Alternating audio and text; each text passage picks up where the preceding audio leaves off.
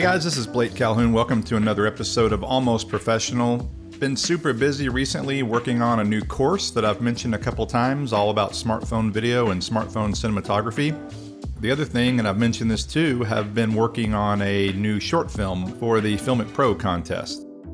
Oh, and the other thing, just got the new iPhone 11 Pro Max. Been playing with that too. Let's talk about it.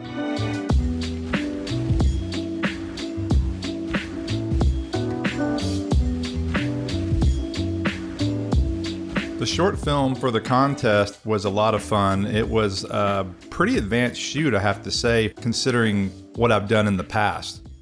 The things I've done in the past have been a little more low-key, maybe a little more, what's the right word? Not that I didn't put enough effort into it, I definitely did. I just really tried to up the game on this one, up the production value. I shot it with an iPhone XS Max and a Blackmagic Pocket Cinema 4K camera.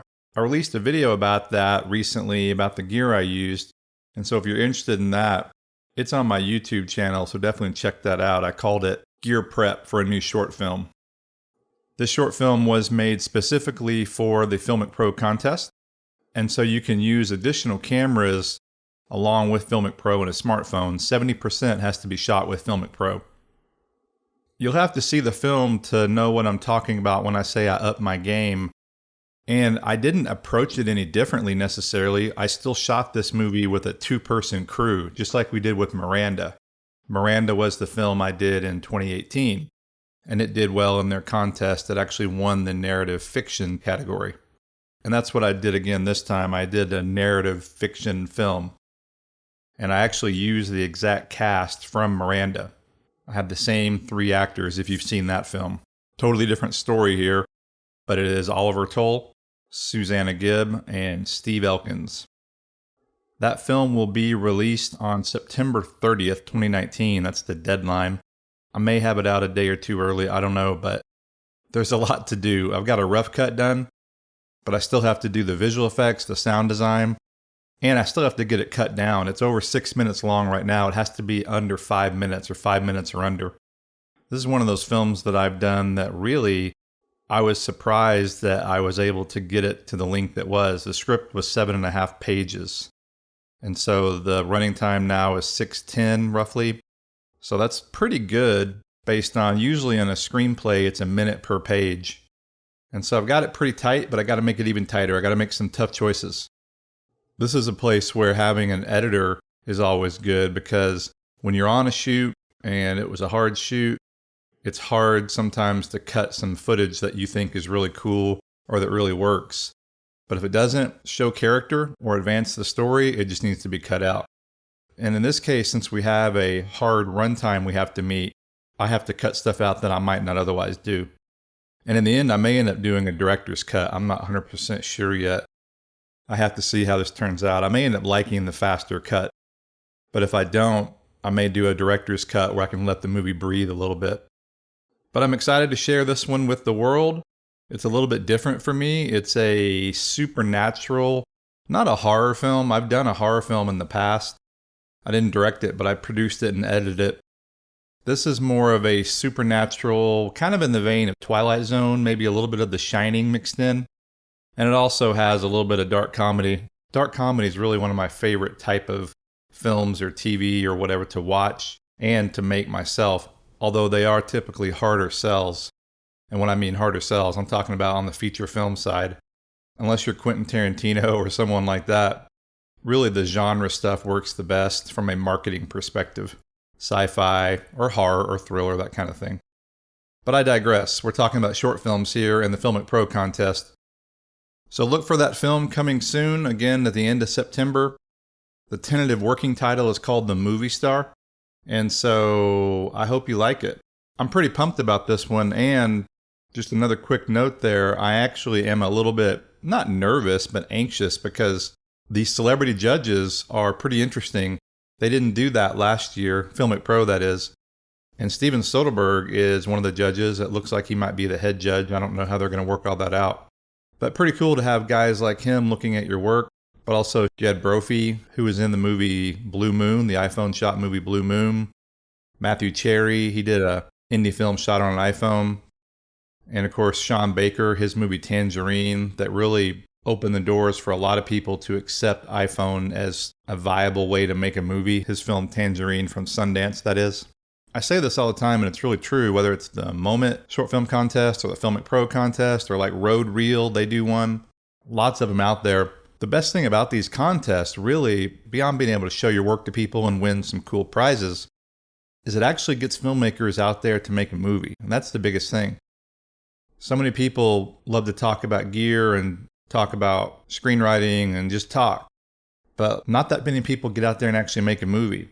And in the end, all the gear and everything is great, but it's really the whole point and the reason you buy that gear, that is to make something cool with it. And speaking of gear and new gear, I just got the iPhone 11 Pro Max. That is a long name, almost like the Blackmagic Pocket Cinema 4K. But nonetheless, it appears to be a pretty darn good phone, a pretty darn good camera in particular. The cameras have been upgraded considerably.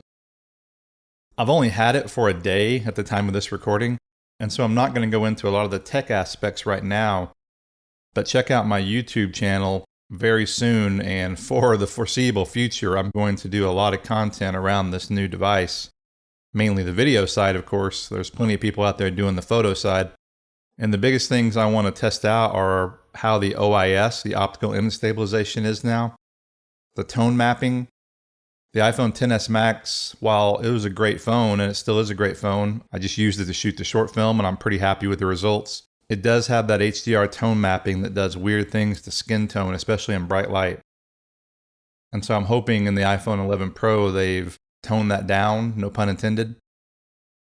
I'm also hoping, as I mentioned, the OIS, I'm hoping they've minimized that or lessened it. I'm also curious to try the ultra-wide lens. A lot of people have been testing that out on YouTube, and it looks like it's pretty cool. Looks like it's pretty stable without even using a gimbal. It is a slower lens, and early reports say it's a little bit softer. And so I'll talk a lot about that soon, and why I think that third-party lenses are still going to be needed, or needed's a strong word. You don't need any kind of third-party lenses, but I still think they're going to be a good option. I'm really curious to see how third-party apps work with the phone too. Right now, Filmic Pro, as of again this recording, it's not optimized. It works, but it's not optimized for the new setup yet and the new cameras. I played with the Moment Pro camera app last night, and while it sees the ultra-wide lens, it doesn't see the normal lens. It only sees the ultra-wide and the tele, which is kind of weird, and the interface is messed up on my phone, the user interface. So I don't know if that's an iOS 13 issue or what, because the screen size and everything's the same as the iPhone XS Max. But I can't see the stuff on the left side of the screen. It's like hidden behind the notch, which is kind of weird when you turn the phone horizontal. So I'll be testing out those different apps and also accessories. I want to see what ND filters work with it, which ones don't. I want to check out my different camera cages and cases. Most of those aren't going to work for obvious reasons, the new 3 lenses and the way that mount protrudes. But some of them should work. Back in the day, I did a video from the 4S to the 5, and I was wondering what accessories worked back then, and almost none of them did. And so while these phones have advanced a lot, the idea about accessories going from one device to another has not. Same story, different day. Different expense too. Phones are a lot more expensive these days. But I am excited about the iPhone 11 Pro Max. I think it looks like it's going to be a really good phone. I love some of the photo features, the night shot, but I'm most interested, as this podcast is, in my YouTube channel, in the video capabilities. And those appear upon initial testing and initial playing with the phone to be pretty darn good. So I'm hoping low light's better too. I didn't mention that earlier. But low light was definitely better on the iPhone XS Max compared to my iPhone 8 Plus. Has a little bit of a larger sensor. So all those little things add up to allow you to create your content, your video, more easily. For me, that's the key, especially when it comes to YouTube content. There has to be an ease of use involved there. Oh, and speaking of that, forever I've recommended not using the selfie camera on more pro-level work. FaceTime or social media, of course, that's totally fine. But now with the iPhone 11 Pro Max, the selfie camera, the front-facing camera, looks pretty darn good. I've tested it out. I did my first selfie. I don't have long hair, but it was pretty funny. I spun in a circle and pretty surprised at the results. You can now shoot 4K. Before it was limited to HD. And you can shoot up to 60 frames per second. So you could shoot slow-mo that way, conform it to 24p, or you can shoot HD 120 frames per second in camera. But the point is the quality of the camera and the lens is much, much better. I believe, and I could be wrong here, but I believe it's an f2.2, maybe it's an f2.4. It's not nearly as fast as the wide, which is an f1.8. And the new tele lens is an f2.0, and the ultra wide is a 2.4. And that lens is a little bit softer than the other ones, but we'll talk more about that later. But the point is, now that selfie camera looks to be pretty good. And so it's possible that it could be worth using, especially if it doesn't have OIS. I've done some bounce tests and I can't really tell yet until I put it on a dolly. If it doesn't have OIS, that might be a great solution for shooting dolly shots or dashboard shots. With the OIS, you just can't do those anymore. Your video turns to jello. The iPhone 6S was the last phone you could do that with, and I've kept that around for that reason. If you shoot a time lapse from the dash of your car while your car is moving, it just looks like jello when it all goes together. To do that, I use a gimbal typically now, so we'll see. The selfie camera might be a good solution for that.